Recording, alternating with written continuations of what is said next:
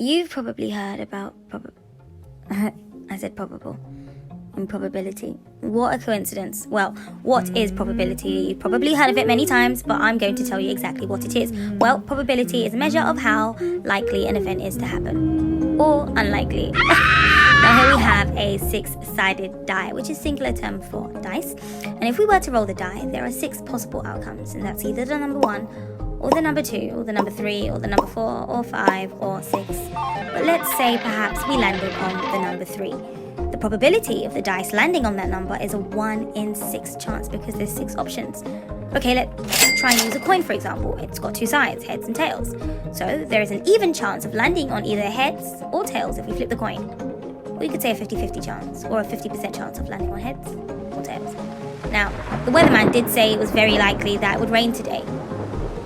And it was certain that I wouldn't leave the house without an umbrella. These are terminologies that we use when we're speaking about probability, but if you want to actually go through the topic in depth, that's a whole nother video. This is just an introduction.